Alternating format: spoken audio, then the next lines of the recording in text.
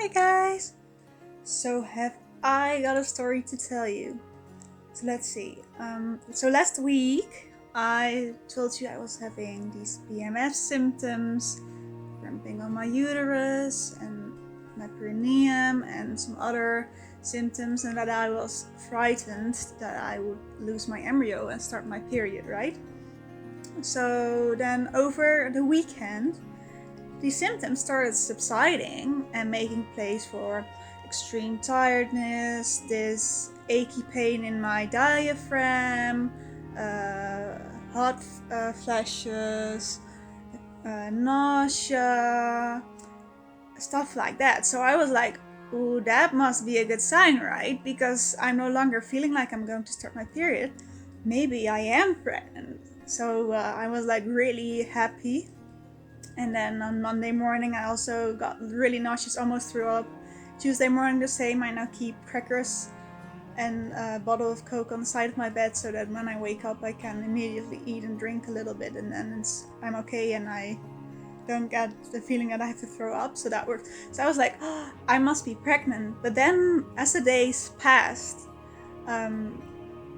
me being short of breath and the pain in my diaphragm started getting worse and worse, until the night from Wednesday to Thursday I barely slept at all because I kept waking up. Every time I would roll over in my sleep I would wake up in excruciating pain and being unable to breathe properly. So then on Thursday morning I sent a message to the fertility department of my hospital to ask them for tips, because it's also a heat wave here in the Netherlands right now. It's 41 degrees Celsius. It's really, really hot, and I just felt like I couldn't breathe, that I was like out of oxygen all the time. So I sent them a message for tips, but then instead of sending me a message back, they actually called me because they were really worried and they wanted us to come over to the hospital right away. So my husband rushed home from work, we rushed to the hospital. Turns out my right ovary has been overstimulating, which means, from what I understood, it's about twice the size it should be. This is something that sometimes happens after or during IVF treatment.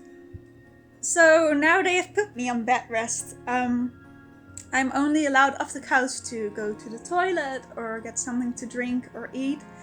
And I also was dehydrated because my ovary is like taking all the fluids. So now I have to drink 3 liters of fluids a day, which is a lot for me. I was drinking 2 liters a day this week because it's so hot, but that's already hard for me.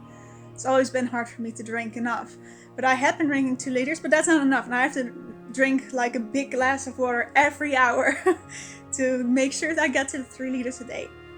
So yeah, and they said it could take a couple weeks, and we have to come for checkups after a few days, and if it gets any worse, they have to admit me to the hospital. So that's the bad news. But then for the good news, the reason why my ovary is overstimulating, the reason is because aside from the pregnancy hormones in the pregnant injections, my body has started producing pregnancy hormones itself, which means I'm pregnant. It has worked, and it's still very early on. They right now count it as 4 weeks and 4 days, but we get 2 weeks that I wasn't really pregnant, because normally they count from the first day of your last period. Of course, that doesn't work that way for me, so they just give us 2 weeks extra. But it's like, it's been 2 weeks and 1 day since they placed the embryo back in my uterus. So it's still very early on, but I got like this folder.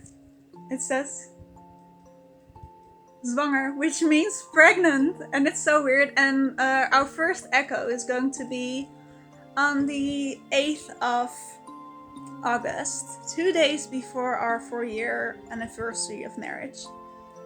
So yeah, and in that echo, the first echo, they should be able, hopefully, to see whether baby has a heartbeat and is still growing. So yeah, it's kind of hard because like we want to tell the whole world, and I mean, of course, I'm not putting it out on YouTube, but right now no one is watching my videos yet anyway, so it doesn't matter. I will also put this on my secret Instagram. Well, it's not really secret, but it's like, yeah, not many people I know have found it yet. So, but yeah, I really want to tell. We were like, oh, we're so excited. Also, still, I mean, it's hard to believe. Like after trying for so long, we've been actively trying for 2 years. We wanted to start earlier, but had some things thrown our way that made it so that we had to wait a little. So then when we started, we were already like, oh, we've been waiting for so long to start, right? So then you want it to happen immediately, and then having to try for 2 years, hearing that you can't conceive naturally, and that there's a 30% chance that you might conceive through IVF, or ICSI in our case, the even more specialized form.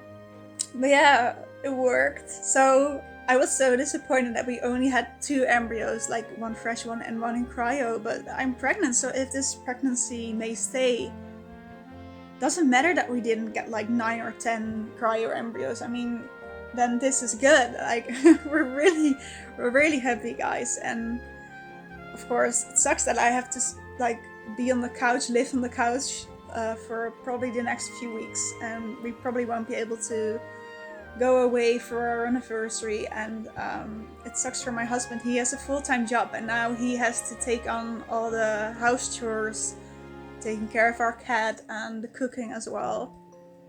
But yeah, we're pregnant. Ah! Oh, I'm so excited. Yeah, my mom knows, his mom knows, our sisters and brothers, they know.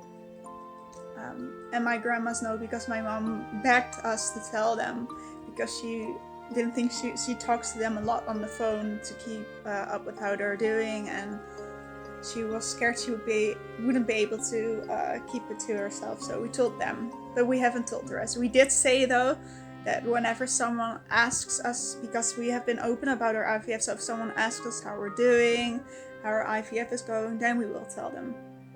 But if we tell everyone right away, and then in 2 weeks we wouldn't hear a heartbeat, it would be extra excruciating, because everyone would ask us that day, how did your echo go? And we would have to tell everyone that we're not pregnant anymore. So yeah, or I think that's called a camel pregnancy, right? Because I would still be pregnant. But yeah, so we're hoping this embryo will be able to stay in my uterus and keep growing into a healthy baby.